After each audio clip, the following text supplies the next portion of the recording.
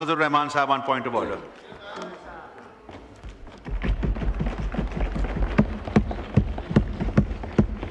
बिस्मिल्लाहिर्रहमानिर्रहीम। जनाब स्पीकर, ऐवान का मुश्किल मरहला आपके हवाले कर दिया जाता है। इस लिहाज से आप थोड़ा बड़ा काबिल रहम ज़रूर हैं, लेकिन बहरहाल जो हमारे पार्लिमानी रिवायात हैं या हमारा प्रोसीजर है, तो कोई भी मेंबरशिप पॉइंट ऑफ आर्डर पे खड़ा होता है तो फौरी तौर पर मज़ीद कार्रवाई जो है वो रोक दी जाती है और पॉइंट ऑफ आर्डर पर उसको जो भी बात कहनी होती है उसके इजाज़त दी जाती है। लेकिन ताज्जुब की बात है कि यहाँ बात प्रोसीजर की जा रही है, कानून के पास हो रहा है, तो ये हो रहा है। हमने तो इस ऐवान में वो कानून साज़ी भी देखी है कि आन फान में कानून आया और पास हो गया, न उस पर डिबेट हुई, न उसका कोई प्रोसीजर है। ये कभी कभी आपको किस तरीके से प्रोसीजर सामने आ जाता है जब सिर्फ आपके मफाद में हो, और अगर अपोजिशन उस पर बात करती है तो फिर आप उसमें झिझक महसूस करते हैं। खुले दिल के साथ आप अपोजिशन को सुने।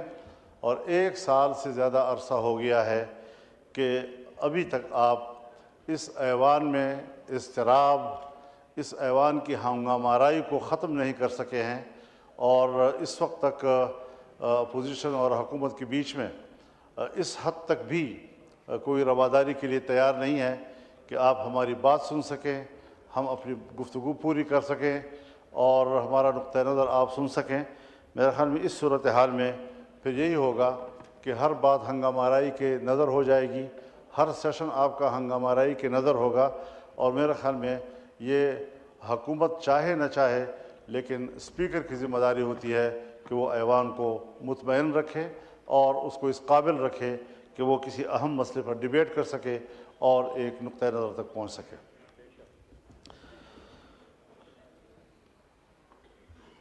जनाब स्पीकर, मसला सिर्फ इस ऐवान में नहीं है, पूरा मुल्क इस वक्त परेशानी और इज़्तिराब में मुब्तला है। आम आदमी के पास न तो रोज़गार है और न ही जान माल का तहफ़्फ़ुज़। यहाँ पर महकमों के महकमे मिलियामेट किए जा रहे हैं, इदारे मिलियामेट किए जा रहे हैं, और वहाँ पर हज़ारों लाखों बेरोज़गार होते जा रहे हैं। इसका फ़िक्र किसने करना है? ज़ाहिर है कि पार्लियामेंट ने इसके बारे में सोचना है। अगर गवर्नमेंट कोई गलत फ़ैसला करती है, अवाम के मफाद के ख़िलाफ़ फ़ैसला करती है, मुल्क की इकॉनमी पर उसके मनफी असरात मुरतब होते हैं, तो एक पार्लिमानी फोरम है कि जहां उसको डिबेट में लाया जाता है और उस पर बात की जाती है कि हुकूमत का ये इक़दाम सही है या गलत है। और अगर अपोजिशन एक सही तजवीज़ देती है तो हुकूमत फ़राख दिली से उसको कबूल करती है। यहाँ तो जहाँ अपोजिशन को कहीं पर ज़िद और हठधर्मी का मुजाहरा करना चाहिए, 1 साल से मैं देख रहा हूँ कि हुकूमत की साइड से बड़ी ज़िद और हठधर्मी का मुजाहरा हो रहा है। जनाब स्पीकर, मैं यहाँ पहले भी ये बात कह चुका हूँ और आज दोबारा उसकी तरफ जाना चाहूँगा, क्योंकि मसला मुल्क की सालमियत का है। मुल्क की सालमियत के हवाले से कम से कम मेरे मुशाहिदात ये हैं कि मुल्क की सालमियत के हवाले से पॉलिसी ऐवानों में नहीं बनाई जा रही, हुकूमती हलकों में नहीं बनाई जा रही, बल्कि बंद कमरों के अंदर मावराए हुकूमत, मावराए सियासत, मावराए पार्लिमान पॉलिसियां बनाई जा रही हैं और हमें एक लम्हे के लिए भी اس کی اجازت نہیں ہے کہ ہم ریاست کی بقا اس کی سالمیت کے حوالے سے یا کوئی بات کر سکیں یا کوئی تجویز دے سکیں۔ خیبر پختونخوا اور بلوچستان کی صورتحال اب کسی سے پوشیدہ نہیں رہی ہے۔ ہم ان کے خلاف لڑ رہے ہیں، مسلح گروہوں کے خلاف جنگ لڑ رہے ہیں۔ جناب اسپیکر، ایوان بیٹھا ہوا ہے، ہم سب پاکستانی ہیں، ہمارا امن ایک ہے، ہماری معیشت ایک ہے، ہماری عزت و آبرو ایک ہے، ہمارے مشترکات ہیں، قدریں ہیں، اور اس حوالے سے ہمیں اس بات کا ادراک ہونا چاہیے کہ اس وقت دو صوبوں میں حکومت کا کوئی رٹ موجود نہیں ہے۔ اور اگر میں آج وزیر اعظم سے یہاں ہوتے اور ان کے خدمت پہ بصد احترام یہ عرض کرتا کہ قبائلی علاقوں میں کیا ہو رہا ہے، اس کے ساتھ متصل اضلاع میں کیا ہو رہا ہے، بلوچستان میں کیا ہو رہا ہے، تو شاید وہ یہی کہتے کہ مجھے اس کا کوئی علم نہیں ہے۔ اگر میرا حکمران جس حیثیت میں بھی ہے ملکی معاملات کے بارے میں اتنا بے خبر ہے، اور مجھے یاد ہے ایک زمانے میں ہم نے مل کر کام کیا ہے، افغانستان ہمارے جرگے جاتے تھے، اور میں نے جب ان سے پوچھا تو ان کو کوئی علم نہیں تھا۔ کون فیصلے کرتا ہے؟ کہاں فیصلے کیے جاتے ہیں؟ ذمہ دار تو کل پاکستان ہوگا، ذمہ دار تو حکومت بھی ہوگی اور اپوزیشن بھی ہوگی، ذمہ دار تو پارلیمان ہوگا، عوام کی نظر میں تو ہم ذمہ دار ہیں۔ اور حقیقت یہ ہے کہ اس ملک میں کوئی سویلین اتھارٹی اس وقت موجود نہیں ہے، کوئی نظریاتی سیاست موجود نہیں ہے۔ مکمل طور پر پاکستان میں خاص اسٹیبلشمنٹ وہ بند کمروں میں اور اپنے محلات میں جو چاہے فیصلہ کرتے ہیں، اور حکومت کو ان کے فیصلوں پر انگوٹھا لگانا پڑتا ہے۔ ہمیں کچھ یہاں سے نکلنا ہوگا یا نہیں نکلنا ہوگا؟ انہی دبیز پردوں کے پیچھے ہم نے سیاست کرنی ہوگی، ہم نے ملک کو چلانا ہوگا۔ جناب اسپیکر، میرے علاقے میں ایسے ایریاز ہیں جس کو فوج نے بھی خالی کر دیا ہے، پولیس تو خالی کر چکی تھی۔ بتا دوں آپ کو، ایوان کو بتانا چاہتا ہوں، وہ علاقے کہ جو پولیس تو خالی کر چکی تھی لیکن فوج بھی خالی کر چکی ہے، اور جہاں پر جنگ ہو اور پولیس بھی نہ ہو اور فوج بھی نہ ہو تو وہ ایریا کس کے قبضے میں ہوگا اور وہاں کس کا ریٹ ہوگا؟ اور دل پہ ہاتھ رکھ کر مجھے کہنا پڑتا ہے، انتہائی درد دل کے ساتھ کہنا پڑتا ہے کہ اس وقت بلوچستان کے 5 سے 7 اضلاع اس پوزیشن میں ہیں کہ اگر وہ آزادی کا اعلان کر دیں تو اگلے دن اقوام متحدہ میں ان کی درخواست کو قبول کر لیا جائے گا اور پاکستان کو تقسیم تصور کیا جائے گا۔ کہاں کھڑے ہیں ہم لوگ؟ میری گفتگو کو جذباتی گفتگو نہ سمجھا جائے، میں جذباتی باتیں نہیں کیا کرتا، لیکن حقائق تک پہنچنے کے لیے پارلیمنٹ کو بھی پہنچنا ہوگا اور حکومت کو بھی پہنچنا ہوگا۔ اس وقت جب ہمارا ایوان یہاں بیٹھا ہے، صوبہ خیبر پختونخوا کے جنوبی اضلاع، اس وقت وہاں کوئی حکومت نہیں ہے، وہاں کوئی پولیس نہیں ہے، پولیس چوکیاں اندر سے کنڈے لگا کر بند کر دی گئی ہیں، اور پولیس عملہ اس میں محصور ہے، اور سڑکیں اور علاقے اور گلیاں یہ مسلح قوتوں کے ہاتھ میں ہیں۔ کب سوچیں گے ہم ملک کے لیے؟ کب سوچیں گے ہم اس بات کے لیے کہ اس ملک کی بقا کا بھی کوئی سوال ہے؟ آج اگر کوئی بقا کا سوال پیدا کرتا ہے، اس پر چیخ و پکار کرتا ہے، برا منایا جاتا ہے۔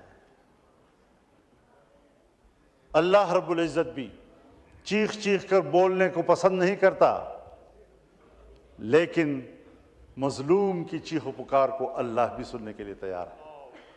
لا يحب اللہ الجہر بالسوء من القول الا من ظلم۔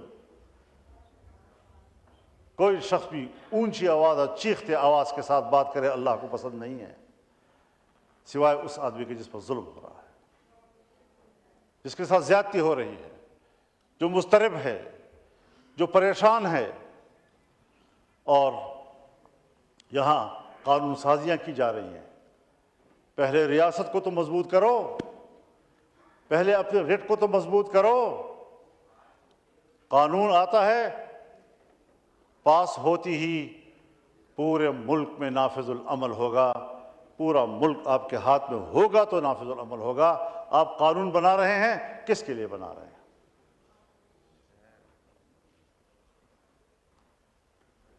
صوبوں میں اسمبلیاں ہیں، لیکن صوبوں کی اسمبلیاں بھی عوام کی نمائندہ نہیں ہیں، اور جب بغاوتیں پیدا ہوتی ہیں،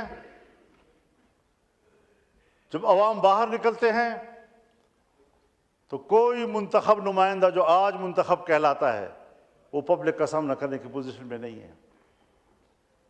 خواہ چیف پوزیشن کیوں نہ ہو، وہ عوام کا سامنا کرنے کی پوزیشن میں نہیں ہے۔ آپ کا ممبر پارلیمنٹ عوام کا سامنا کرنے کی پوزیشن میں نہیں ہے، آپ کا منسٹر عوام کا سامنا کرنے کی پوزیشن میں نہیں ہے، کیونکہ عوام اس کو اپنا نمائندہ نہیں سمجھ رہا۔ جنگ ہے نظریات کی اور اتھارٹی کی۔ سیاست میں جنگ نظریات کے ساتھ ہوتی ہے، تھیوریز کے ساتھ ہوتی ہے۔ لیکن ایک طرف ہم ہیں جو بات کرتے ہیں نظریات کی، سوچ اور فکر کی، لیکن دوسری طرف صرف اتھارٹی کو اپنے ہاتھ میں لینے کی سیاست ہو رہی ہے، اس کے علاوہ کوئی نظریہ موجود نہیں ہے۔ جھوٹی موٹی جیسے کیسے اتھارٹی ہو، جیسے اتھارٹیاں تسلیم نہیں کی جاتی۔ اگر میں نے 2018 کے الیکشن کے نتیجے میں پارلیمان کو تسلیم نہیں کیا تھا، تو میں 2024 کے الیکشن کے نتیجے میں بھی پارلیمان کو عوام کا نمائندہ تسلیم نہیں کر رہا ہوں۔ اور آپ ہیں کہ ہماری اس چیخ و پکار کو غیر سنجیدہ لے رہے ہیں۔ یہ غیر سنجیدہ گفتگو نہیں ہے، یہ بہت بڑی بات ہے جو ہم کر رہے ہیں۔ کسی سطح پر اس کا نوٹس نہیں لیا جا رہا، اور نتیجہ کیا نکلے گا کہ جس طرح بنگال نہیں رہا، آج کوئی ایک اور پر ہم سے ٹوٹ جائے گا، کہیں کہ اور بازو ہم سے ٹوٹ جائے گا۔ کیا کسی وقت ہم نے اس بات کی فکر کی ہے؟ جناب اسپیکر، ہم نے 40 سال سے پراکسی جنگ لڑی ہے۔ ہم نے اپنی فوج، اپنی ریاست کو جنگوں میں دھکیلا ہے۔ دنیا کا کوئی مسلح جوان، لڑاکا، اس کے پاؤں کے نشان پاکستان سے ہو کر گزرتے تھے، جاتے ہوئے افغانستان کی طرف یا آتے ہوئے افغانستان سے پاکستان سے ہو کر گزرتے تھے، اور دنیا کہتی تھی کہ پاکستان دہشت گردی کا مرکز ہے۔ کیا ہم اس محاذ سے نکل چکے ہیں؟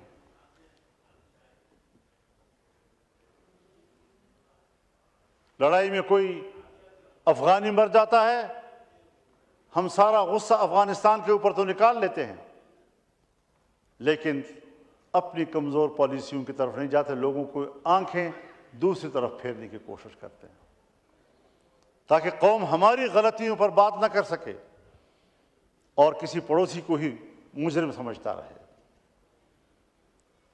یہ معاملات ہیں، اس پہ تفصیل سے جانے کی ضرورت نہیں ہے، لیکن ذرا اپنا حساب بھی تو ہمیں کرنا چاہیے نا۔ یہاں جنرل مشرف کی حکومت تھی، امریکہ میں ڈیموکریٹس کی حکومت تھی، डेमोक्रेट्स ने कहा पाकिस्तान के अंदर एक डिक्टेटर की हुकूमत है। क्लिंटन इंडिया आ रहा था और पाकिस्तान की ज़मीन पर कदम रखने के लिए तैयार नहीं था। हमने तरले किए, 1 घंटे के लिए या 2 घंटे के लिए पाकिस्तान में उतरा और फिर ये भी कहा कि मैं पाकिस्तान के डिक्टेटर के साथ तस्वीर नहीं खिंचवाऊंगा। या वो ज़माना था आपका? या जब 9/11 हुआ तो पाकिस्तान की सरजमीन बिछा दी गई उनके लिए, और हम आलमी दहशतगर्दी, नाम नहाद आलमी दहशतगर्दी के खिलाफ अमेरिका और नाटो के इत्तेहादी बन गए। और उनके इत्तेहादी बनकर हमने हवाई अड्डे दिए उनको, हमने फ़ज़ाएं दी उनको, हमारे अड्डों से हवाई जहाज उड़ते और अफगानिस्तान में बमबारी करते। फिर ज़ाहिर है जंग शुरू हुई। क्या कभी अफगानिस्तान में तालिबान ने आपसे कहा है कि आपके जहाज़ क्यों उड़ रहे हैं? अमेरिका के जहाज़ आपके एयरपोर्ट से क्यों उड़ रहे हैं? आपकी फ़ज़ाओं को अबूर करके हम पे बमबारी क्यों कर रहे हैं? क्या कुछ मज़ालिम नहीं देखे उन्होंने? हमने इन्हीं को पाकिस्तान प्रो समझा। अब अफगानिस्तान में उन प्रो पाकिस्तानीज़ को हमने चलाना था। हमारे पास तजर्बा था, हमारे पास एक जिम्मेदाराना रियासत मौजूद थी। हमने हर कदम जिम्मेदारी से उठाना था। मैं इलेक्शन से पहले गया, अपने मुल्क को, अपने रियासत को एतमाद में लेकर गया हूँ। मैं अपना एजेंडा लेकर गया, उस एजेंडे से उनको आगाह किया कि ये मेरे मुल्क की रियासत की ज़रूरतें हैं, इन मौज़ूआत पे मैंने उनसे बात करनी है। फॉरेन मिनिस्ट्री में हमें बाकायदा ब्रीफिंग दी गई, हमें सूरत हाल से आगाह किया गया, मशावरत के साथ एक एजेंडा तय हुआ और उस एजेंडे पर मैं अफ़गानिस्तान गया अपना वफ़द लेकर।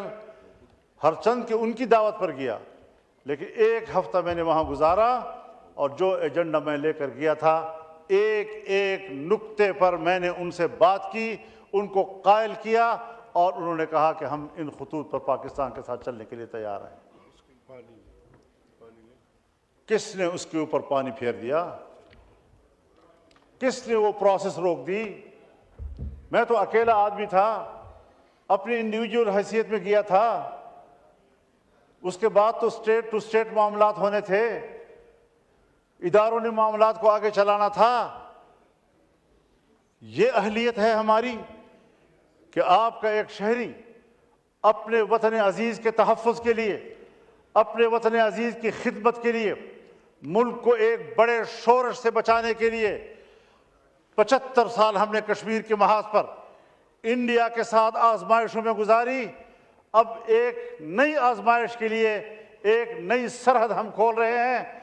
हमने इस तस्वुर में वतन अजीज़ की मिट्टी के साथ वफादारी निभाते हुए उसके लिए सहूलत पैदा करने की कोशिश की, लेकिन मेरी रियासत के करता धरता इतने नाअहल साबित हुए कि वो किए कराए काम को भी निभा न सके और उसको आगे बढ़ा सके। अल्लाहु अकबर,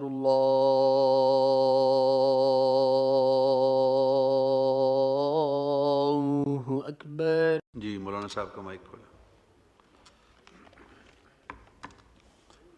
जनाब स्पीकर, मैं आपकी वसासत से ऐवान की तवज्जो इस जानिब मबज़ूल कराना चाहता हूँ कि मुल्क को मज़ीद आजमाइशों की तरफ न धकेला जाए। ये मुल्क नई आजमाइशों का मुतहम्मिल नहीं है। पॉलिसियाँ सियासतदानों के हवाले की जाएँ, मुज़ाकरात का रास्ता इख्तियार किया जाए, गलतफहमियाँ दूर की जाएँ। हर कदम जंग की तरफ बढ़ाने की बजाय हमारी शनाख्त ये होनी चाहिए कि हमारा हर कदम अमन की तरफ बढ़ रहा है। दूसरे को मोर्द इल्ज़ाम ठहराना बहुत आसान है, लेकिन अपनी ज़िम्मेदारियाँ निभाना वो कोई आसान काम नहीं है। उसकी तरफ हमें मुतवज्जे होना होगा। आज एक नौआबादियाती निज़ाम से तो हम निकले। जंग अज़ीम अव्वल, जंग अज़ीम दोम اور جنگ عظیم دوم کے بعد باقاعدہ نوآبادیات کا رواج تو ختم ہوا، لیکن عالمی قوتوں نے ترقی پذیر ممالک اور غریب ممالک کو غلام بنانے کا ایک نیا طریقہ نکالا۔ ان کو سیاسی لحاظ سے غلام بنانا، ان کو اقتصادی لحاظ سے غلام بنانا، انہیں دفاعی لحاظ سے غلام بنانا، یہ ان کا وتیرہ رہا۔ ہمارے فیصلے سلامتی کونسل میں ہوتے ہیں، بین الاقوامی انسانی حقوق کنونشنز میں ہوتے ہیں، اقوام متحدہ کی انسانی حقوق کمیٹیوں میں ہوتے ہیں، اور اگر وہ ایک فیصلہ کر لیں تو پھر ان کا فیصلہ ہمارے ہاں مؤثر ہوگا اور ہمارے اپنے ملک کا آئین اور قانون غیر مؤثر ہو جاتا ہے۔ کیا یہ حقائق نہیں ہے؟ ہماری معیشت بین الاقوامی اداروں کے حوالے کر دی گئی ہے۔ آج ہماری معیشت کو IMF کنٹرول کرتا ہے، FATF کنٹرول کرتا ہے، دوسرے قرضے دینے والے ادارے کنٹرول کرتے ہیں۔ ہمیں ایک طرف قرضوں میں جکڑا جا رہا ہے اور دوسری طرف ہم پر پریشر ڈالے جا رہے ہیں۔ آئے روز IMF کا وفد آ رہا ہے اور پھر ہمیں بلا رہا ہے، اور اب تو IMF اس حد تک آگے چلا گیا کہ وہ حکومت سے بات کرنے کی بجائے وہ عدلیہ سے مل رہا ہے اور عدلیہ سے بات کر رہا ہے۔ IMF کا ہمارے ملک کے عدلیہ سے کیا سروکار ہے؟ ہمارے ملک میں آج IMF آ رہا ہے اور سپریم کورٹ بار ایسوسی ایشن کی قیادت کے ساتھ مل رہا ہے۔ بار ایسوسی ایشن کے ساتھ IMF کا اور FATF کا کیا تعلق ہے؟ کیا تحفظات ہیں اس کے؟ اور پھر اس کی پاداش میں ہم ادارے بناتے ہیں، احتساب کے ادارے بناتے ہیں، نیب کے ادارے بناتے ہیں، FIA کو متحرک کرتے ہیں، اور سارا بوجھ ان کا دو طبقوں کے اوپر آتا ہے۔ ایک کاروباری طبقہ جو ملک میں انویسٹ کر رہا ہوتا ہے، چھوٹی چھوٹی باتوں پر ان کو پکڑا جاتا ہے، ان کی فائلیں بنائی جاتی ہیں، ان کی پیشیاں ہوتی ہیں، ان کو سزائیں دی جاتی ہیں، اور دوسرا سیاستدانوں کے خلاف اس کو استعمال کیا جاتا ہے تاکہ ایک سیاستدان اور ایک حکومتی پارٹی کو بدنام کیا جائے، دوسرے کو اس کی جگہ دی جائے۔ اس مقصد کے لیے بین الاقوامی ادارے میرے ملک میں مداخلت کر رہے ہیں۔ نتیجہ کیا نکلتا ہے کہ میرا پاکستانی سرمایہ کار اپنا سرمایہ لے کر مغرب میں چلا جاتا ہے، پیسہ میرے نظام سے تنگ آ کر وہ اپنا پیسہ منتقل کرتا ہے یورپ کی طرف، اور میرے پیسے پر یورپ کاروبار اور تجارت کر رہا ہوتا ہے۔ تو یہ وہی بات ہوئی کہ انڈیا کا پیسہ انگریز لے گیا، اس نے اپنے انگلستان کو آباد کیا اور ہمیں بھکارا چھوڑ دیا۔ اس نے دفاعی معاملات میں جائیں، حضرت ایٹم بم میرا ہے، میزائل میرا ہے، لیکن بین الاقوامی ادارے مجھے مجبور کر رہے ہیں، اس پہ دستخط کرو، اس پہ دستخط کرو، اس پہ دستخط کرو، اور مجھے بین الاقوامی معاہدات پر دستخط کرنے کے بعد یہاں پہنچایا جا رہا ہے کہ ایٹم بم میرا ہوگا، میزائل میرا ہوگا، طیارہ میرا ہوگا، لڑاکا سامان میرا ہوگا، لیکن اس کو استعمال کرنے کا اختیار بین الاقوامی معاہدات کے تحت ان اداروں کو ہوگا۔ میرے ملک کا اختیار ختم ہو جائے گا۔ اس چیز میں پوری قوم مبتلا ہے۔ کس طریقے سے وہ میرے ہی ہاتھوں سے میرے بھائی کو مروڑ کر میرے سرمایہ کو اپنے ملکوں میں منتقل کر رہا ہے، کس طریقے سے وہ میرے ہاتھ پاؤں باندھ کر مجھے غیر مسلح کر رہا ہے، اور میرے اپنی صلاحیت وہ میرے دفاع میں استعمال نہیں ہو سکتی، ان کی اجازت سے استعمال ہوگی۔ میری پارلیمنٹ قانون سازی نہیں کر سکتی، اگر قانون سازی کرے گی تو کہیں گے بین الاقوامی ادارے۔ آج ہم نے یہاں پر 26ویں ترمیم پاس کی، 26ویں ترمیم کے ساتھ ایک قانون دینی مدارس کے حوالے سے پاس کیا یہاں سے۔ جناب صدر مملکت نے خط بھیجا ہے پارلیمنٹ کی طرف، اسپیکر صاحب کی طرف، اس نے واضح طور پر کہا ہے کہ دینی مدارس کی رجسٹریشن یا دینی مدارس کے بینک اکاؤنٹس کا یہ قانون یہ بین الاقوامی اداروں کے لیے تحفظ کا باعث بن سکتا ہے، ان کی پریشانی کا باعث بن سکتا ہے۔ ہمیں بین الاقوامی اداروں کی رعایت قبول، لیکن اپنے ملک کے اندر ایک طبقے کو ہمیشہ اپنے مقابلے میں متصادم رکھنا ہے، اپنے ملک کے شہری کو میں نے پریشان رکھنا ہے۔ آج قانون پاس ہو چکا ہے، ایکٹ بن چکا ہے، گزٹ ہو چکا ہے اس کا، پارلیمنٹ سے ایک قانون پاس ہو جائے تو پھر صوبائی اسمبلی میں قانون سازی ہوتی ہے۔ ابھی تک کوئی صوبائی اسمبلی میں قانون سازی نہیں ہو رہی۔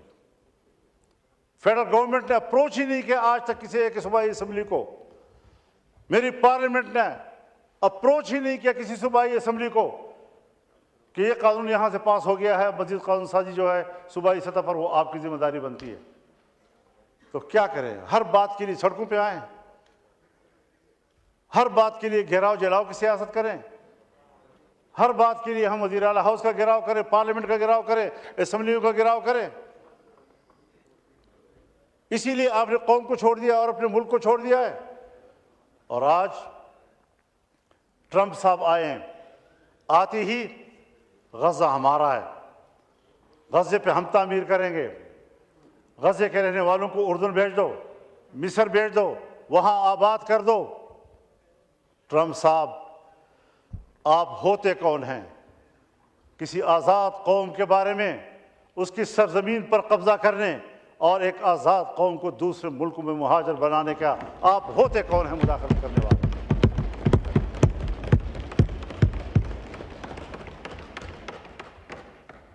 آپ کا کٹھ پتلی 15 مہینے فلسطینیوں کا قتل عام کر کے انسانی جرم کا مرتکب ہوا ہے۔ اگر صرف 2-3 شہروں میں فوجی کارروائی کے نتیجے میں قتل ہونے والوں کے پاداش میں صدام حسین کو لٹکایا جا سکتا ہے، تو اس پاداش میں جہاں نیتن یاہو کو سرعام پھانسی ملنی چاہیے تھی، آج امریکہ فلسطینیوں کے خون پر ان کو سپورٹ کر رہا ہے۔ بنیادی بات یہ ہے کہ جنگ عظیم اول کے بعد جب دنیا میں یہودی دربدر ہو گئے اور جرمنوں کے ہاتھوں پٹ گئے، تو اس زمانے میں لیگ آف نیشنز، اقوام متحدہ نے قرارداد پاس کی کہ ان دربدر شدہ یہودیوں کو جگہ دینا، ان کو اثر نو بسانا، یہ بین الاقوامی ذمہ داری ہے۔ بین الاقوامی ذمہ داری قرار دے کر صرف فلسطین کی سرزمین کو اس کے لیے کیوں خاص کیا گیا؟ تمام ملکوں سے کہا گیا کہ جہاں جہاں پر کوئی یہودی بستا ہے اپنے ملک میں ان کے لیے جگہ دو۔ کیوں کسی ملک نے ان کو جگہ نہیں دی اور سب کو اکٹھا کر کے فلسطین کی سرزمین میں لایا گیا؟ قرارداد میں کہا گیا ہے کہ کسی شہری کو، کسی یہودی کو جبراً کہیں آباد نہیں کیا جائے گا۔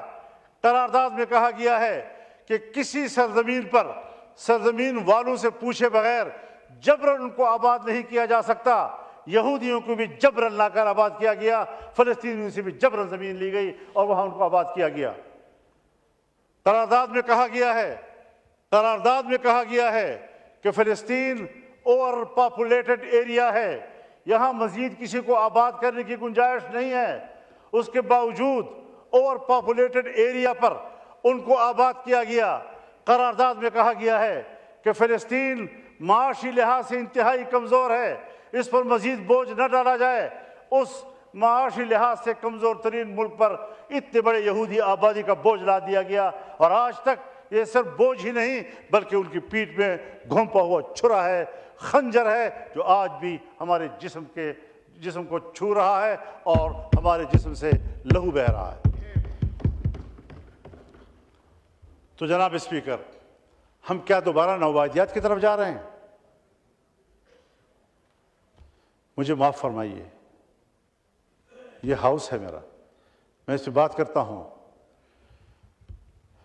جو کچھ پاکستان کے بارڈرز پہ ہو رہا ہے یہ آج سے نہیں ہو رہا، 40 سال سے ہو رہا ہے، اور اگر 40 سال کا آپ عرصہ نہ گنے تو گزشتہ 20 سال سے ایک ہی علاقے پر جنگ فوکس کی گئی ہے. اتنی طویل جنگ ایک ہی علاقے پر فوکس ہونا یہ جغرافیائی تبدیلیوں کی نشاندہی کرتا ہے. اور یہ وہ منطقہ ہے، پہاڑوں کا یہ وہ منطقہ ہے جو عالمی جنگ کا سبب بنا ہے. یہاں روس آیا، امریکہ نے پوری قوت استعمال کی دریائے آمو سے پیچھے بھگانے کے لیے. یہاں امریکہ آیا، یہاں کی معدنیات پر قبضہ کرنے کے لیے افغانوں نے لڑ کر ان کو نکال دیا. آج چائنا کی بھی خواہش ہے کہ میری رسائی افغانستان تک ہو سکے. افغانستان اور ہمارے فاٹا کے علاقوں میں اور خیبر پختونخوا کے علاقوں میں دو قسم کے معدنیات ہیں. ایک وہ معدنیات جس کے ساتھ عام لوگوں کی معیشت کا تعلق ہے، گیس، کوئلہ، تیل، چاندی، سونا، کاپر وغیرہ وغیرہ. کچھ وہ پتھر بھی ہیں کہ جو خلا میں جانے والے راکٹوں اور میزائلوں میں استعمال ہوتے ہیں، جو 450 کی ہیٹ پر بھی تحلیل نہیں ہوتے. اس سے الٹا جائیں تو اتنی ہی سخت سردی میں بھی وہ منجمد نہیں ہوتے. اس کی ضرورت امریکہ کو بھی ہے، اس کی ضرورت چائنا کو بھی ہے، اس کی ضرورت رشیا کو بھی ہے. وہ ان علاقوں تک پہنچنا چاہتے ہیں اور ہمارے ان وسائل پر کہ جن کے ساتھ بڑی قوتوں کے مفادات وابستہ ہیں، جو ان کی میزائلوں میں استعمال ہوں گے، جو ان کے راکٹوں میں استعمال ہوں گے، اور اس کے لیے وہ تگ و دو کر رہے ہیں کہ کس طرح اس علاقے پر اپنا ہاتھ مضبوط کر لیں. کوئی عجب نہیں کہ اگر ٹرمپ غزہ کے بارے میں یہ بات کہہ سکتا ہے تو اس کے ایجنڈے پر یہ بھی ہو کہ قبائلی علاقے پر ہم قبضہ کر لیں، یہاں کا نظام اپنے ہاتھ میں لے لیں، پاکستان کا عمل دخل ہم ختم کر دیں. وہاں ویسے بھی اس کی ریٹ کمزور ہو چکی ہے، اور پھر اس کے بعد وہ یہیں سے ہمارے معدنیات کو بھی لے جائے، افغانستان کو بھی ڈیل کرے، تہران کو بھی ڈیل کرے، انڈیا کو بھی کرے، پاکستان کو بھی کرے اور چائنا کو بھی کرے.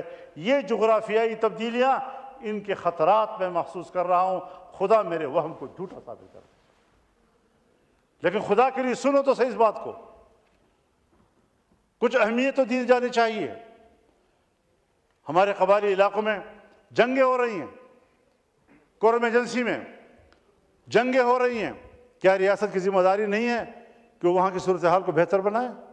ایک طرف آپ نے ان کو ضم کر دیا، ضم کرنے کے بعد بجائے اس کے کہ وہاں خوشحالی آنی چاہیے تھی، وہاں باغ و بہار ہونا چاہیے تھا، وہاں سبز باغ ہونے چاہیے تھی، وہاں دودھ کی نہریں اور شہد کی نہریں بہنی چاہیے تھی، الٹا ہمارے علاقے بھی خوار ہو گئے. وہاں کا امن بھی ہم سے چھن گیا، وہاں کی خوشیاں بھی ہم سے چھن گئیں.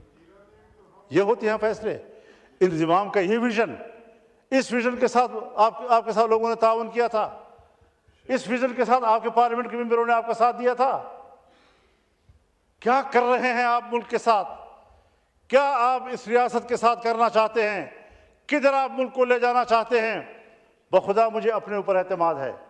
اگر ہمارا ایوان، حکومت ہو یا اپوزیشن، سنجیدہ ہو کر خود اعتمادی کے ساتھ اپنے وطن عزیز کے لیے خود سوچے، فیصلے کرے، ویژن موجود ہے، دلیل موجود ہے، رائے موجود ہے، تحقیق موجود ہے، ہم اس ملک کو بہتر چلا سکتے ہیں. دیکھیں کیوں ہم اس حد تک گر چکے ہیں کہ ہم ایک قلم اٹھاتے ہیں تو اس کے لیے بھی ایک اشارے کے محتاج ہوتے ہیں. کہ کسی لمحے ہمارے ضمیر پر کچھ گزرتی ہے یا نہیں گزرتی. تو یہ وہ ساری صورتحال ہے. حضرت میں آپ کو بتاؤں، جناب اسپیکر، ہاؤس کے نوٹس میں آ جانی چاہیے. 1 سال کے اس پورے عرصے میں باجوڑ، جہاں سے ہم اپنی پارٹی کے 90 لاش اٹھا چکے ہیں، 90 جنازے بیک وقت. روزانہ ہمارے 2-2 3-3 جنازے اٹھ رہے ہیں ہر ایجنسی سے، اور لڑائیاں بھی جاری ہیں. ہر جرگہ میرے پاس آیا ہے. باجوڑ کا جرگہ میرے پاس آیا ہے، محمد کا جرگہ میرے پاس آیا ہے، افریدیوں کا جرگہ میرے پاس آیا ہے، شنواریوں کا جرگہ میرے پاس آیا ہے، اورنگزیب کا جرگہ میرے پاس آیا ہے، کرم کا جرگہ میرے پاس آیا ہے، وزیروں کا جرگہ میرے پاس آیا ہے، داوڑ کا جرگہ میرے پاس آیا ہے، مسعودوں کا جرگہ میرے پاس آیا ہے. ایک ایجنسی ایسی نہیں رہی کہ جن کے لوگ جرگہ لے کر میرے گھر نہ آئے ہوں. ایک ہی بھیک مانگ رہے ہیں کہ ہمیں امن دو. آپ بتائیں میں کہاں سے امن دوں؟ پارلیمنٹ کی نہیں سن رہا کوئی، تو میرے ایک آدمی کی کیا سنے گا؟ فضل الرحمان کی کون سنے گا؟ ابھی پشاور میں تمام قبائل کا جرگہ ہوا، ایک ہی بات کر رہے ہیں کہ خدا کے لیے ہمیں امن دو۔ ہم دربدر ہو چکے ہیں، 2010 سے وہ لوگ مہاجر ہیں، اپنے ملک کے اندر مہاجر ہیں، بھیک مانگ رہے ہیں۔ وہ قبائل جو اپنی روایات رکھتے ہیں، جن کی خواتین گھروں سے باہر نہیں نکلتی، آج وہ گلی کوچوں میں بھیک مانگنے پر مجبور ہو گئی ہیں۔ تمہیں اپنے پشتونوں کے اور ان کی روایات کے اور ان کی عزت کا کوئی لحاظ نہیں ہے؟ تمہیں اپنے بلوچوں کی عزت کا کوئی لحاظ نہیں ہے؟ حوالے کرو صحیح لوگوں کے، تاکہ معاملات بہتری کی طرف جانا شروع ہو جائیں۔ ہم ملک کے لیے سب کچھ قربان کرنے کو تیار ہیں، ہم پوری طرح تعاون کرنے کے لیے تیار ہیں، لیکن معاملہ پارلیمنٹ طے کرے گی، یہ سیاستدان طے کریں گے، یہ فیصلہ کریں گے کیا کرنا ہے، کدھر جانا ہے۔ اعتماد کرو اپنے ملک کے لوگوں پر، سویلینز پر، سویلین قیادت کے اوپر ہمیں اعتماد کرنا چاہیے۔ ملک کے ماحول کو ہمیں تبدیل کرنا چاہیے، ورنہ پھر یہی ہوگا کہ آئے روز پارلیمان میں بھی ہنگامہ آرائی، نہ کوئی مشترکہ سوچ، نہ کسی مسئلے پر سنجیدہ ڈیبیٹ، نہ کوئی معاملہ فہمی، نہ ہم اس کی طرف آگے بڑھ سکیں گے۔ جناب اسپیکر، عذراء کرم، میری گفتگو کو اپنے بوجھ نہ سمجھیے، بلکہ ذرا سنجیدگی سے ان سارے چیزوں کو لیجئے۔ میں درد دل سے باتیں کر رہا ہوں اور آپ کے نوٹس پہ لانا چاہتا ہوں، شاید کہ اتر جائے تیرے دل میں میری بات۔ خدا حافظ۔